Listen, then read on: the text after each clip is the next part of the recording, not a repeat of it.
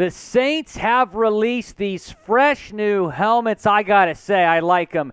Do you like them? If so, like this video. If not, comment why. But I think a lot of you are going to be liking this video because those are pretty fresh.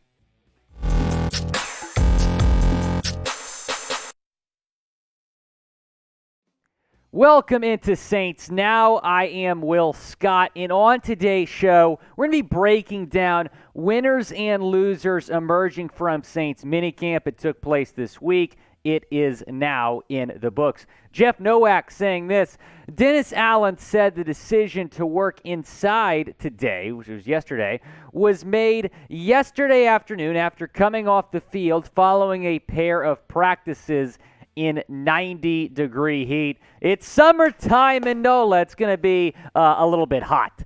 Taking a look at our first winner, that's going to be Alontae Taylor. And man, whenever you can put a rookie as a winner of minicamp, that is a good feeling because it's clear that you made the right pick. Here's what John Hendricks reported. Dennis Allen said this about Alontae Taylor: I think he's probably a little further ahead than what I anticipated when he got in here, and I'm excited to see what he can do. So Alontae Taylor, one of our winners from minicamp, who was a second-round pick. And I got to admit, I thought there were some better options on the board in round two. They maybe reach a little bit on Taylor, but hey, give Mickey Loomis and that front office a lot of credit. They liked Alontae. He was their guy. Now, keep in mind, they didn't have a third-round pick. He wasn't going to be available when they picked later on. They take him in the second round, and so far, so good. Alontae Taylor, a winner from minicamp, and we don't have him listed as a starter right now, but it is possible if he continues to show out, he will find a way on this in terms of starting on this depth chart. Taking a look at what he did last season at Tennessee, shout out Matthew Peterson, 60 tackles, 1 tackle for loss, 6 pass breakups, 2 interceptions last season for the Vols. Now, do you want Alontae Taylor to be a starter? Type Y for yes or type N for no down in the comments section. Do you want Taylor to start in his rookie season? Getting into our next minicamp winner, that is tight end Juwan Johnson, who we've talked a little bit about in terms of the tight end situation with Trautman not really active as much. And Johnson has been looking good. He has bulked up his frame. He's put on about 15 pounds. That's really good to see. And I think we've all seen the upside with Johnson, and now we'll be able to see him bulked up a little bit this season. Jeff Nowak said, Juwan Johnson is heading into year 2 as a tight end. He says he's feeling a lot more confident in his role this time around, and he's bulked up to 250 pounds to help be more effective in the run game. Last year, he was 235. Speaking of last year, here's what he did. 4 touchdowns, 159 yards, 13 receptions, and I think he's going to have a much bigger impact this year. But he's a part of a loaded tight end depth chart that we're seeing here with Adam Trautman as the starting tight end. He might have a breakout season. He was one of our breakout candidates. Taysom Hill, we've seen him a lot at quarterback, but he's going to be primarily a tight end this year.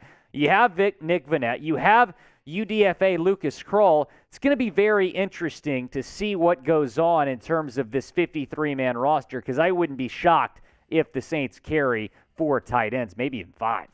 What is your confidence level in the Saints offense? Scale it 1 to 100. You're going to have Jameis Winston back fully healthy. You're going to have Michael Thomas back, Chris Olave, Jarvis Landry, Lucas Krull maybe making this team as a tight end, Juwan Johnson as well. Scale it 1 to 100. What's your confidence level? It's the pinned comment on today's video. When an ad break comes, go down. Let me know what you think about your confidence level.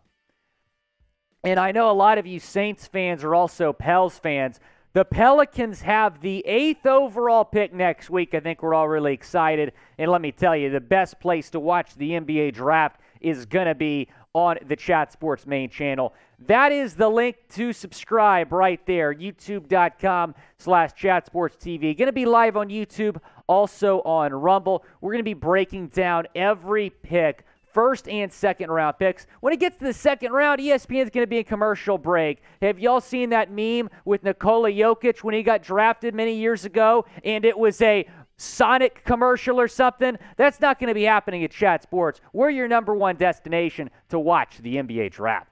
Getting into our next winner from Saints Minicamp, that would be the front office. Shout out to Mickey Loomis and company. What an offseason it has been. From all the free agency signings they made, signing Jarvis Landry and Tyrann Mathieu, to drafting Trevor Penning and Chris Olave, Alontae Taylor. It was a stellar offseason for the Saints. We're seeing that at Minicamp with how some of these new guys are performing. So thank you, Mickey Loomis. You are a winner from Minicamp. And remember when the Saints were $70 million over the cap and all the national media saying, well, Sean Payton left because the Saints don't have any cap space and don't have any quarterback. Who's laughing now? Look at all of these additions. You brought in Marcus May. Hopefully he's going to be healthy. You signed Tyrann Mathieu. Alontae Taylor, you drafted him. You signed Landry, drafted Olave. So many key additions. Everybody we're showing you on the screen right now, I believe, can contribute this season. That is freaking awesome for Mickey Loomis and company. Look, Dennis Allen set himself up to succeed. He is a first-year head coach for the Saints. I understand he was a head coach before, but this is his first year as the head coach of the Saints. He is putting himself in a position right now to succeed and succeed right away. High expectations for DA in year one. Over under 10 wins, you think, for the Saints in 2022. Type O for over, type U for under. Keep in mind, this was a Saints team that went 9-8 last season, barely missed the playoffs. They are much better this year and a lot more healthy. I'm typing my O for over. Go down in the comments section. Let me know what you think. Getting into our minicamp losers now, and that's Joe Schobert. And we've talked about him. The Saints brought him in for a visit, a free agent, and he was not in attendance at the last day of minicamp, which means he's probably not going to be on this team going forward. He was not spotted by media at the last day of minicamp, and he would have fit into this linebacker room pretty well, I thought. So I'm a little bit disappointed. Maybe they'll still end up signing him, but all signs right now point to them not signing Joe Schobert. I think he would have been a nice addition. I would have rather had him starting over Zach Bond, but maybe Mickey Loomis kind of sees the potential in Bond and wants to roll with him. And who knows, maybe Schobert was asking for too much money. We do not know the full details, but Joe Schobert not in attendance, which makes him a loser from minicamp. Do you want the Saints to sign Joe Schobert? Type S for sign or type P for pass down in the comments section. For Schobert fans like myself, all hope is not lost, but I would have liked for them to have gotten a deal done by now. It hasn't happened. Another loser is Taco Charlton, one of the newest members of the Saints. Spent last season with the Steelers, much like Joe Schobert. However, he did not participate for the third straight day, was doing individual work with trainers, just appeared in 28% of snaps last season with Pittsburgh, suffered an ankle injury the year prior in Kansas City. So some injury concerns there with Taco, and that's why he's a loser from minicamp, not participating for a third straight day. And the Saints have so much depth on the defensive line. Charlton, not a lock to make this team. He's going to have to work for it, so it hurts him that he's not out there at minicamp competing with some of these other guys that are trying to make this football team. And a reason he's not a lock, and a reason he's probably not going to make this team, quite frankly, is the D-line is loaded, and they might not be done. You have Ndamukong Suh still out there as a free agent who we've talked about. He's been linked to the Saints, so Taco not being out there, the combination of that and how loaded this defensive line is, makes him a cut candidate. I don't think he's going to make this team. There's just too much depth on the defensive line, not enough room for Taco Charlton. Getting into our last loser, that would be rookie Trevor Penning. And, we've talked about him. He's I wouldn't call him a project, but he's got some work to do in terms of being a starter. So James Hurst got the first team reps, and signs are pointing toward Hurst potentially starting as a veteran. So we've updated this offensive line depth chart. Penning backing up Hurst week 1.